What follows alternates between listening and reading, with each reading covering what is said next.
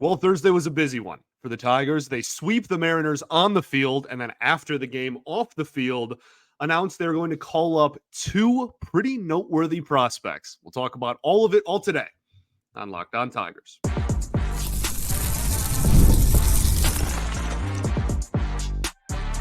You are Locked On Tigers, your daily Detroit Tigers podcast. Part of the Locked On Podcast Network, your team every day. What is up, everybody? Welcome back to another edition of Locked On Tigers. I'm, of course, your host, Scott Bentley. Today is Friday, August 16th, 2024. Thank you so much for making Locked On Tigers your first listen every single day. We are free and available wherever you get your podcasts, including YouTube, part of the Locked On Podcast Network, your team every day. Today's episode is brought to you by PrizePicks, the easiest and most exciting way to play daily fantasy sports. Go to prizepicks.com/LockedOnMLB and use code all lowercase LockedOnMLB for a first deposit match up to $100. Welcome in, welcome all, everybody. Happy Friday. The Detroit Tigers had themselves a Thursday. Okay, on and off the field. Let me tell you, peek behind the curtain. This is my second time recording this show because I recorded the recap of this Mariners series, look ahead to the weekend, etc. right after the game ended, thinking, stupid me, thinking that would be the end of the news cycle. And now here we are, a little bit later in the evening, recording a second time for all you because the Tigers decided to call up Trey Sweeney and Jace Jung, both after the game on Thursday, and they will be in Detroit for Friday's series opener against the New York Yankees. We will talk about all of that today on the show. We're going to start off with what happened on the field, though, chronological order, as we do. So the Tigers win 2-1. That finishes off a sweep against the Seattle Mariners. They're now 59-63. They're on a 4-game winning streak. And dating back just the last 10 to 15 days, they're 5-1 against the Mariners. And that one loss was a blown ninth inning. They gave up 3 runs in the ninth and lost that game. They had a chance to go 6-0 against the Seattle Mariners, who are fighting for a playoff spot. I was scared. What good vibes today. Great vibes. I'm recording twice. You know what? This is exciting stuff. Good game to talk about. Very, very exciting stuff off the field as well. We'll talk all about the roles, expectations of Sweeney and Jung in the second half of the show. But, with this ball game, I legitimately was scared that we were going to throw a no-hitter and lose. That, crossed my mind. In, the fourth inning, we had a no-hitter going, and we were losing 1-0. And I was like, oh, my goodness, we're going to do it. We're going to throw a no-hitter and lose a ball game. Thankfully, they won the ballgame. Unfortunately, they did not throw a no-hitter, but they threw a one-hitter, which is fantastic. And all of that, we're only talking about this in a positive light because Javier Baez hits a go-ahead 2-run homer off of one of the best relievers in baseball in the 8th inning. He had a great day. Javier Baez had a fantastic day at the office. He goes 2 for 3. The homer, obviously responsible for both runs, so 2 RBIs of the 2 runs that the Tigers scored. It was 1-0 before that swing. His season stats, he is now up to a 188 average and a 530 OPS. Those are obviously not good numbers. In the month of August, he's been swinging it much better. His numbers are not bad here in the month of August. I'm not saying that justifies it. I'm not saying he's back or he's, fixed or he's good or anything of the sort. Just he's been swinging it better than he was for most of the season here in the month of August. And one thing that has to be pointed out is that wasn't off nobody. Meadows is legitimately one of the best relievers in baseball. I don't think he's given up a hit in a month or maybe longer. He hasn't given up a homer since May. And he hasn't given up. This is Max Greenfield, who you can follow on Twitter. Great source for baseball information. Unfortunately, a Yankees fan, but we'll forgive him this time. Even he put out there, this is the first time that Meadows has given up a home run to a righty since July ... of 2023. And it was Javi .500 OPS Baez in 2024. He kept throwing him sliders, low and away, low and away, low and away, right? He had a base open because Parker Meadows stole second. We'll talk about that in a second. And he hung one. One got way too much of the plate, and Javi got a barrel on it. And Javi heroics have returned. Not something we get to say too terribly often these days, but we will gladly take the win. So Javi, obviously the biggest story in this game, had a great day, had a great game. But the bullpen is the reason that this was even able to happen, right? Javi's going to get all the credit, deservedly so. But the only reason that this was even a close game and the Tigers had that opportunity to do, because they were shut out through 7 innings. So the only reason this was still an obtainable game in the 8th inning, despite getting shut out through 7, was because the pitching was fantastic. Kenta Maeda, 5 2/3, 1 hit, no earned runs, 1 walk, 5 strikeouts. The splitter, I thought, was fantastic. The fastball, I thought, was great. And the thing with this fastball in this game, velocity-wise, it topped out at like 92. When he was starting, it was like 89. So big difference there. But it allows him to go up in the zone when he can hit low 90s, which is like such a funny sentence given how baseball is played today. But like that it helps a lot. Him being able to go up in the strike zone and get hitters to swing and miss is huge. And it also opens the door for the slider, right? Tunneling. If he has that fastball up in the zone, it opens up everything else, right? Fastball up in the zone then opens up fastball low in the zone.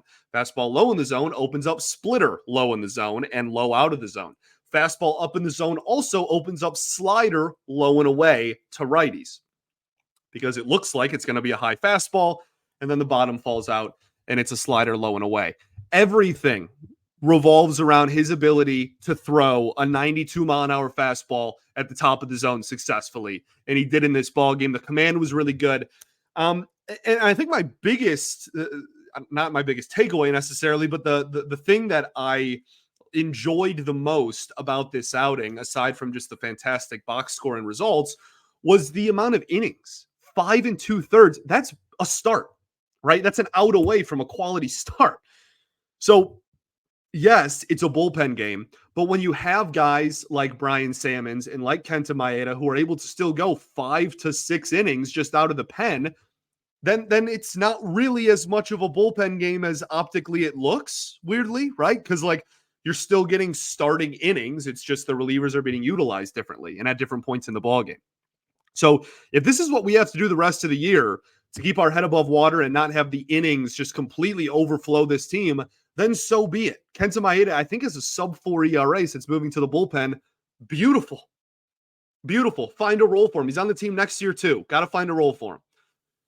So that is all very nice to see. Shelby Miller, 1 1/3 of perfect ball. The splitter looked really good. He went to the mound with some inherited runners on base.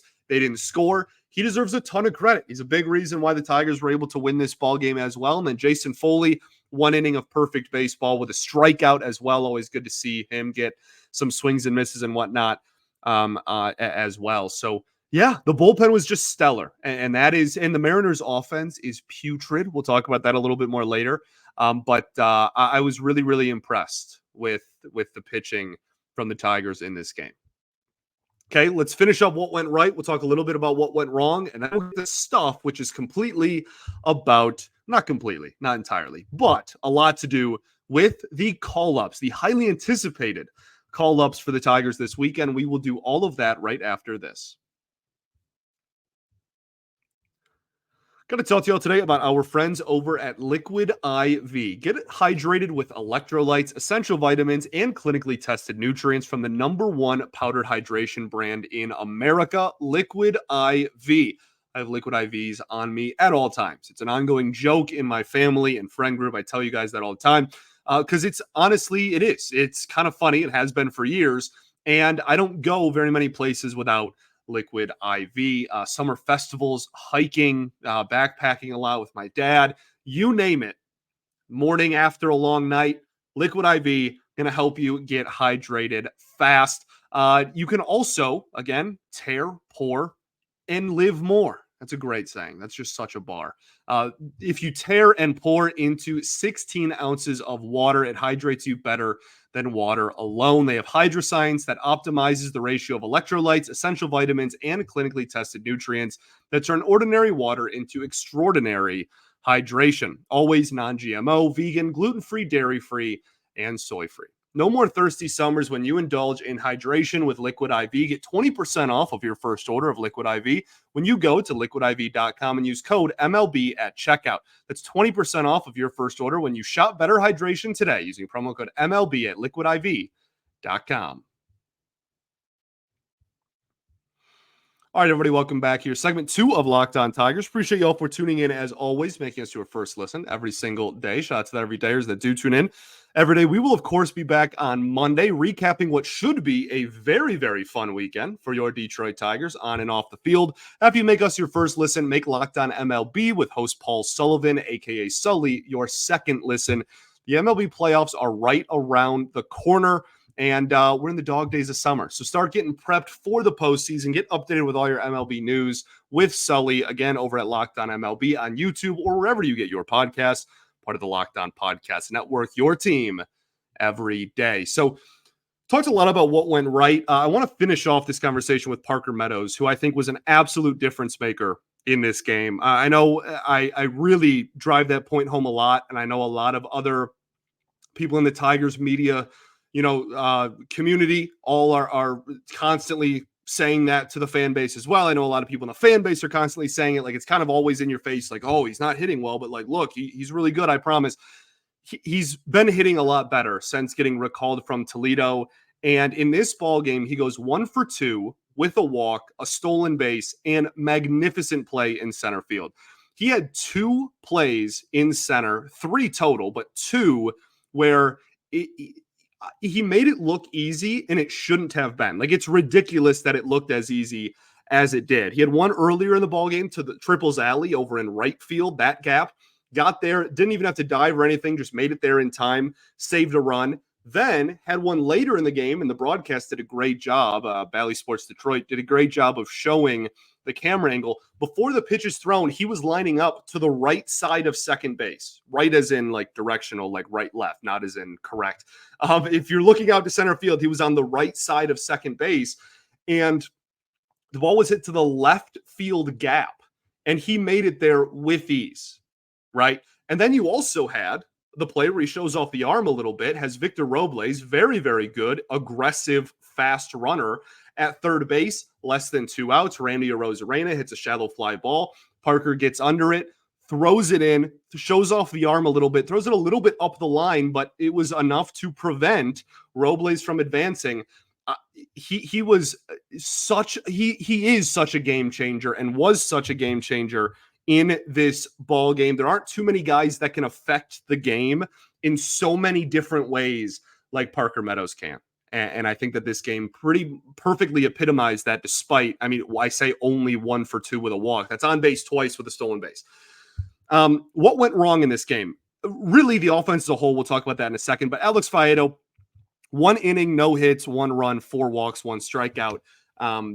Just didn't have the command. And he's had just such a rocky kind of roller coaster of a season. His ERA sub 4, I think it's like 3.7, which is great. That's fine and dandy. Nothing wrong with that. The issue is he is one of your only legitimate, swing and miss guys. He's one of your better swing and miss guys. And the command is just so unpredictable. The fastball is unpredictable. The changeup is so unpredictable. Sometimes he doesn't even throw it. And the slider is easily his best pitch, and the one that he throws usually the most of, and he should continue doing that. I have no qualms with that. It's just a lot of inconsistency still. And I was really high on him going into the year. And it just feels like, we have 2 weeks of really good Alex Faedo, and then 2 weeks of struggling, and it's just back and forth and back and forth. So looking for a little bit more consistency out of him going forward, and presumably next year. And then the offense, obviously, is what went wrong. And that's great. They ended up winning. Awesome. We're pumped. Vibes are high. Okay. But they did get shut out through 7 innings. But again, though, a point I'll continue to reiterate, Bryce Miller is unreal. He's really good. And I reiterate that. It's the first time I've said that, his name specifically. All of the Seattle Mariners starters are ridiculous. They're all crazy. They're all so good. They have the best rotation in baseball. And Bryce Miller's another young pitcher with a really good fastball, a crazy, crazy good splitter. He's really good. And like, I'm not mad at the current Detroit Tigers August 2024 lineup for not crushing like Wu and Miller. Like those are two really good young pitchers that are trending toward being, top end of the rotation guys, or already are, right? Mid-3 ERA stuff. And the Kirby one is an anomaly, right? That's not something we expect every night from Kirby or from the Tigers offense. So like the pitching kept them in the game, and the offense struggled, but they came through at the right time. They came through when they needed. They did enough. But this is how you beat the Mariners. And like, this is why I'm not too upset at the offense in this game. A, winning solves all. We won. I'm not going to be too upset at a win. But B, and more importantly, at this point in the season, it's about how you win games. This is exactly how you beat the Seattle Mariners, and they have it to a T. They have figured it out, right? You just have to have good enough pitching to hang around, and hopefully it's within striking distance when they go to their bullpen. Now, Munoz, again, one of the best relievers in baseball, but the rest of their pen is they have, again, a couple other decent relievers, but like it's shallow. It's not a super deep bullpen. And so the Tigers were able to take advantage of that 5 of the last 6 games against the Mariners. Awesome stuff. Speaking of stuff, let's talk stuff. This lineup, really interesting. It clearly wasn't very productive, but it was just nice to see, the top 6, Malloy leading off, Colt Keith, Parker Meadows batting 6th. There wasn't and again, like I feel like I rag on him a lot. I'm not trying to be disrespectful to like Gio Urshela or any of the other guys, Ryan Vilade when he was up, when they're in the lineup, right? Now, all the respect in the world to those players. But it's one of those things where when I look at the lineup in August, I want to see young players that have a chance to be here in the future in prominent parts in the lineup. And it was just like, okay, like what purpose does Gio Urshela taking ABs today have for the future of the Detroit Tigers? There isn't any. And so I think in this game, it was like, okay, the top 6, Bly Madris hit 5. I guess that's kind of a shaky one, but like 5 of the top 6 in the lineup were all young players that could be here going forward. And that was at least nice to see. We haven't seen a lineup look like that very often. Okay, let's get down to business here. The 2 call-ups. Jace Jung called up, has been promoted, will play for the Detroit Tigers this weekend. Trey Sweeney called up, will play for the Detroit Tigers this weekend. Want to talk about their roles on the team, want to talk about the corresponding move possibility, want to talk about their expectations, all of that. Okay, let's start with the corresponding move potential here. So when it comes to, because in my world, in my reality, Thursday evening, the corresponding moves have not been announced. I'd imagine they won't announce those until Friday afternoon before the game starts. So we don't know currently. I don't know currently. You might listening to this. I would imagine that Gio Urshela and Zach McKinstry are both DFA'd and or cut on Friday. That is my assumption. And I think there's some room for flexibility. Matt Vierling has been playing too much. Maybe he goes on the injured list. Bly Madris maybe goes back down to Toledo. Akil Baddoo, I guess if they really wanted to, but that's a really shallow outfield until Green comes back, and a really crowded infield. And when Riley Green comes back, then you would just have to get rid of McKinstry or Urshela anyways. You might as well just do that and keep Baddoo until Green's healthy. I fully expect it to be those 2 gentlemen. And that is a trade-off that when, again, talking about the at-bats I want to see out of the team the rest of the year, I'm taking 10 times out of 10, right? I want to see, and that's what was so frustrating about last year, was Colt Keith did not get ABs last year, and then he struggled mightily for the first 5 or 6 weeks of 2024 and then turned it around. Well, gee, if he could have maybe got acclimated to Major League pitching, maybe in September or August of last year, same with Malloy, then maybe it wouldn't have been such a learning curve for him this year. And I think that we're seeing maybe some learning from mistakes by the front office at this point. McKinstry, Thank you for your service. 2 years for what we expected out of McKinstry, far more than what I expected out of him when we first acquired him. Had a really good month of May last year. All the credit and respect in the world. Lasted 2 years on the Detroit Tigers Major League roster, but he just has not hit very well whatsoever, and it was time. Urshela probably earned himself at least a look for a contract this winter. That's probably all he wanted, was just an opportunity to play baseball again for another year. Didn't tear the cover off the ball or anything, but I think came in and pretty much met expectations. Just be a solid third baseman. Defensively, that can be a slightly below league average hitter. Plug and play in the lineup and put the bat on the ball. And I think he did that too. Glad he was able to stay healthy all year. Huge injury concern last season, and prove that he can play going forward. So tip of the cap to those two gentlemen, assuming that it is them that are going to be the casualties for Jung and Sweeney. Anybody who plays in a Tigers uniform, I am a fan for life, and I respect and thank you for playing in the Old English D. Let's get exciting now. All right, let's get excited. Let's talk about what we can expect from Jung and Sweeney. We will do that right after this. Got to talk to y'all today about our friends over at PrizePicks. PrizePicks is America's #1 daily fantasy sports app with over 5 million active members. It's the easiest and most exciting way to play daily fantasy sports because unlike other apps, on PrizePicks, it's just you against the numbers. All you do is pick more or less on 2 to 6 player stat projections and watch the winnings roll in. You can get in on all the daily action with your friends and become a part of the PrizePicks community today. Look, there's so much fun action to get over there at PrizePicks. You can 100 times your money presently. Turn $10 into $1,000 with as little as 4 correct picks. A lot of fun stats to look at. Starting pitching strikeouts we talk about all the time here. Maybe we'll take a look at some hits for some rookies making their major league debut. Fun times to be a Tigers fan at the moment and this weekend, and you can make it even more fun over at PrizePicks. So download the app today and use code LOCKEDONMLB for a first deposit match up to $100. Again, LOCKEDONMLB on PrizePicks for a deposit match up to $100. Pick more, pick less. It's that easy. All right, everybody, with third and final segment here of Locked On Tigers. Also want to point out really quickly before we get into Jung and Sweeney that Hao-Yu Lee was pulled from the game in Erie. Assuming it's not an injury, please don't be, please. But assuming it's not an injury, I would imagine he will get called up to Toledo, which is also fantastic. He's been crushing in Erie.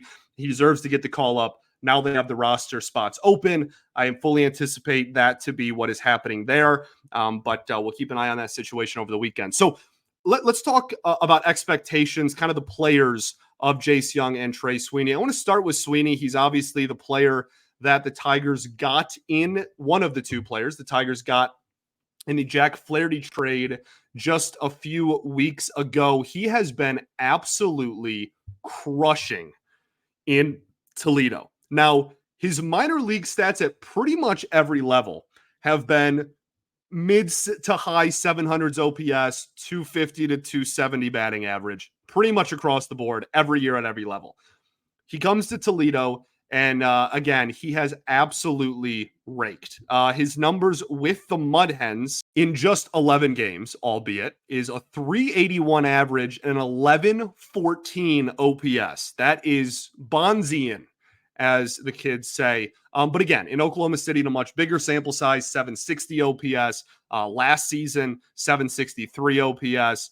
Right, like that seems to be kind of around where he is, trying to unlock a little bit more power in Toledo. It looks like the swing has gotten a little bit longer, and it has worked so far, but Major League pitching is going to try and eat him alive.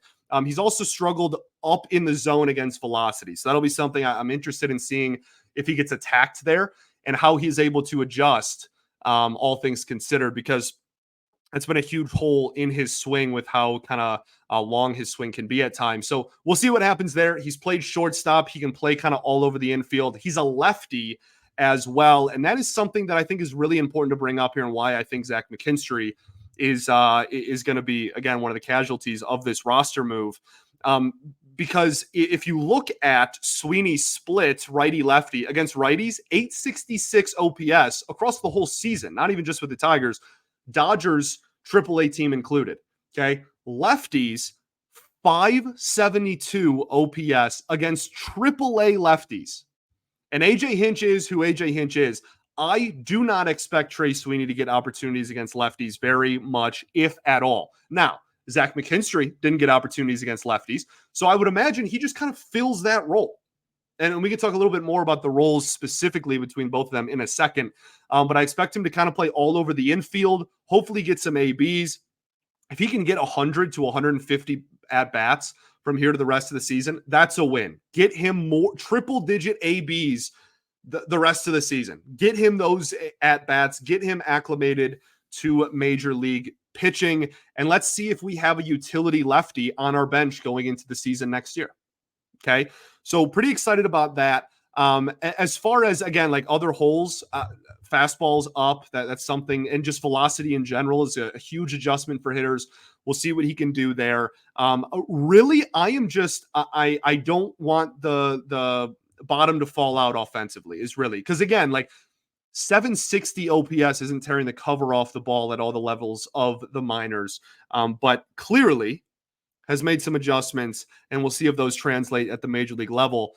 If he can be a 700, a 680 to 720 OPS hitter and can play multiple positions and is a lefty, then he's going to have some value on this team going forward. Is he ever going to be like an all-star? No. But is he going to be a valuable asset to the team if he can even do that? Yes. That's not a very high bar to be a valuable, 1.5 win player on this ball club, on this baseball team going forward. Really excited to see what he can do at the major league level, but again, not without some reservations and some serious adjustments that he still has to make. And if we're talking about serious adjustments that have to be made, look no further than Jace Jung. I am thrilled that Jace Jung is getting an opportunity. As I said last year, I didn't want Colt Keith 2.0 to happen, where we just didn't get him acclimated when we had the opportunity to in a lost season. That being said, Jace Jung has some serious holes in his swing and some serious adjustments to be made. I guess I'll put it that way. Jace Jung, another lefty. So we're calling up two lefty bats, which is already somewhat interesting here. So on the season, he has an 841 OPS and a 258 batting average with 15 home runs. Solid numbers, right? Nothing wrong with that. The thing is, when you look at his splits in AAA this year, last 7 games, 597 OPS, 211 average. Last 28 days, that's about a month of a sample. 672 OPS, 236 batting average, and a decent amount of strikeouts. Righty-lefty. Against righties, 912 OPS and a 272 batting average. Against lefties, 641 OPS and a 217 average.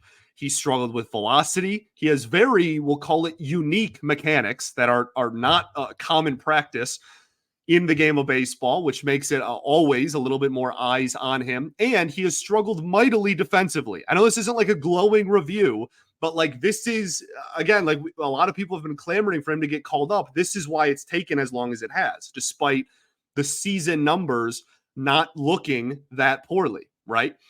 So he's constantly trying to make a lot of adjustments. Another guy that needs to get better at adjusting to velocity. But in general, Jace Jung, while the strikeout numbers have improved over the course of the season, the swing and miss stuff is still very prevalent. He is still very much a guy that has the ability to swing and miss quite a bit. And I would imagine at the major league level, that is going to get highlighted even more so potentially. So that's, again, I'm not trying to turn people off to Jace Jung getting called up. This is good. I am pro this move. I'm pro both of them. Again, I already said my piece. All the respect in the world to McKinstry and Urshela, assuming it's those two guys. There is no value to the Tigers organization for them to have these ABs the last 150 at-bats, 100 at-bats of the season here. Give it to two guys who can try to adjust to major league pitching.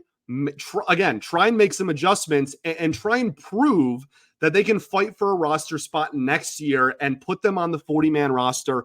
And let's get the show on the road, man. We're winning ball games. We're calling up top prospects.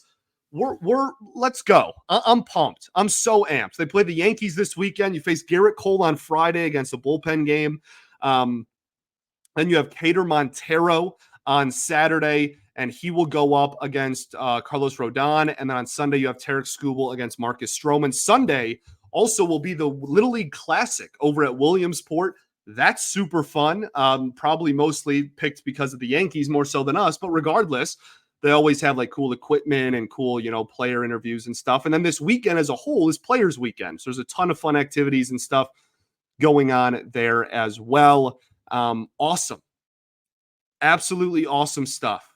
Tarek Skubal has his own snack shack, his own food stand at Comerica Park by the Ferris wheel. He put the recipe out for his own burger, the Skubal burger. I'll try it. Mayo and pickle and something else. Looks decent.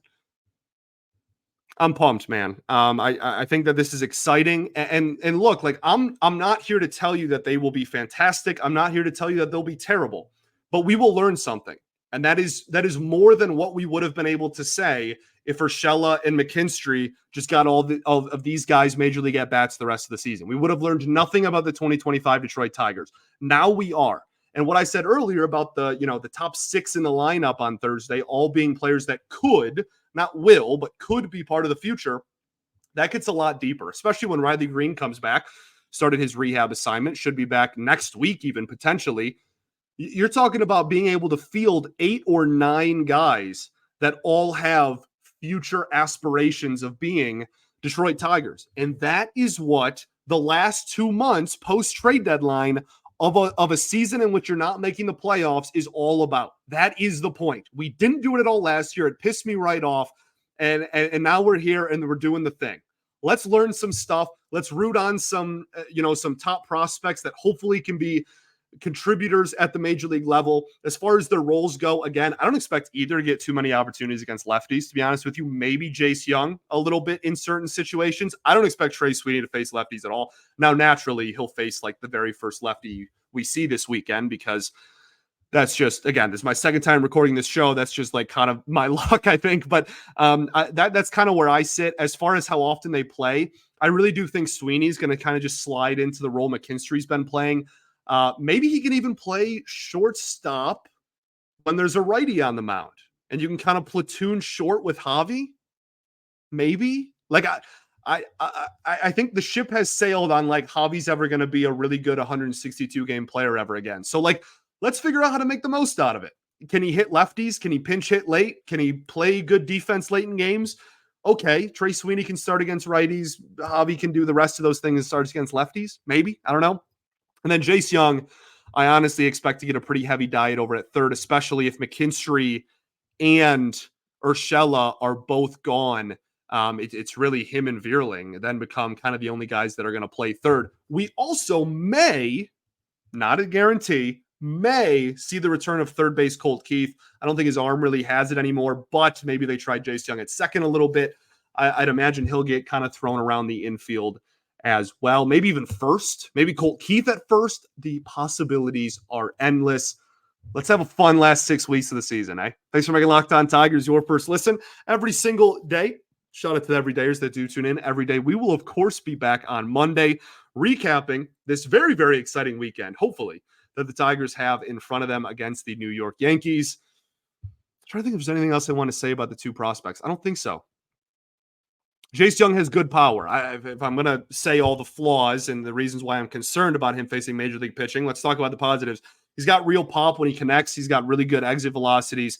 And yeah, at times, like can go on a heater. It's just a matter of all about, everything that I talked about adjusting to major league pitching with him. And then, yeah, Sweeney's kind of athletic, man. Like that's a guy that is potential to kind of be a jack of all trades, master at none is kind of how I view him. I think maybe sneaky pop more than people realize, can put the bat on the ball a decent amount, doesn't walk a ton, at least compared to other like high AAA players, but like Jace Jung. Yeah, I'm really excited for both of them. I really am. And I think that this makes all the sense in the world and I'm completely for it. Let's have some fun. Peace and love. Going to therapy's dope. I'll catch you on Monday, baby. Go Tigers.